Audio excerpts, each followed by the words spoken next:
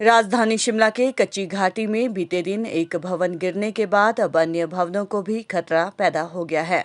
इस भवन के गिरने से 2 अन्य भवन क्षतिग्रस्त हो गए थे। वहीं इसके साथ लगते 2 भवनों और एक होटल को भी खतरा बढ़ गया है।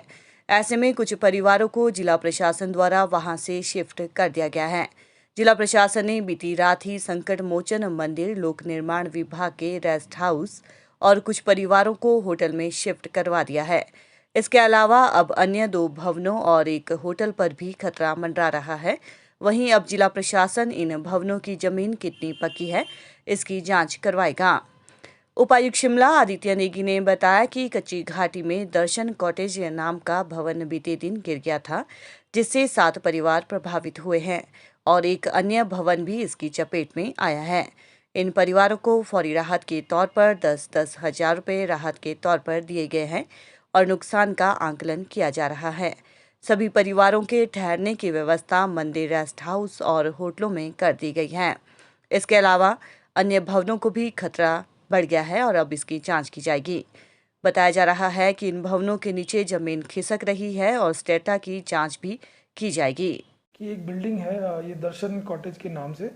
ये बिल्डिंग जो है दिन से ही अनस्टेबल थी और शाम को जब इन्फॉर्मेशन आई कि ये बिल्डिंग कोलैप्स कर गई है, तो इसमें लगभग जो है 7 परिवार के आसपास इसमें रह रहे थे। और ये बिल्डिंग जो गिरी, तो ये एक नीचे एक बिल्डिंग थी भट्ट कॉटेज, जो श्रीमती निर्मला भट्ट के नाम पे है, तो उसके ऊपर गिरी। तो कुल मिला के जो है इनिशियल असेसमेंट में जो ये आया कि 7-8 परिवार जो हैं वो अफेक्ट हुए हैं इसकी वजह से, जो बिल्डिंग की अनस्टेबल होने की वजह से और गिरने की वजह से।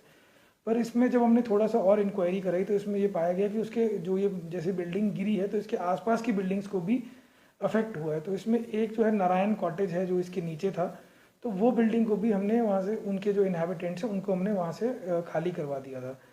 जहाँ तक इन लोगों की रिहैबिलिटेशन की बात है, तो वहाँ इसके लिए जो है हमने तुरंत जो है एक तो तारा देवी में जो पीडब्ल्यूडी का रेस्ट हाउस है उसको हमने रिक्विजिशन किया। उसके अलावा हमने आईपीएच का जो रेस्ट हाउस है तारा देवी में, उसको भी हमने रिक्विजिशन किया। इसके अतिरिक्त जो है हमारा संकट मोचन मंदिर है, वहाँ पे भी हमने जो है रहने का अरेंजमेंट किया है लोगों के लिए।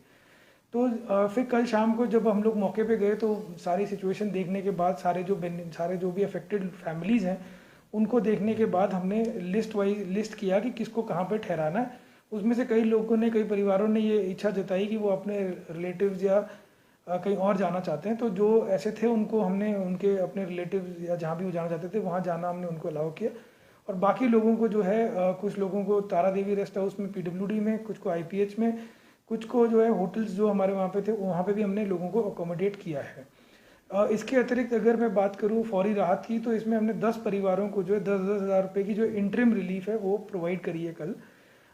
और उसके बाद जो है बाकी उसका जो डैमेज और असेसमेंट का जो है वो पूरा केस बनाया जा रहा है।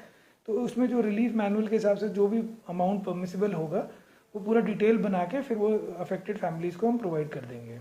जी, इसके अलावा कैसे जो आसपास की जो बिल्डिंग्स है वहाँ पर किसी तरह का खतरा है, उसको लेकर क्या कार्रवाई? उसके अलावा जैसे जो ये बिल्डिंग गिरी थी दर्शन कॉटेज, इसके पीछे जो नेशनल हाईवे के साथ जो बिल्डिंग्स लगती थी उसमें थोड़ा सा देखा गया कि कुछ दरार वगैरह वहाँ पे आ गई हैं और नीचे का जो है बेस भी उनका जो है उड़ गया है। तो उसके लिए हमने कल वहाँ पे होम गार्ड्स की मदद से वहाँ पे हमने तरपाल वगैरह बिछा दिए हैं वहाँ पे, ताकि बारिश का पानी वहाँ पे ना जाए।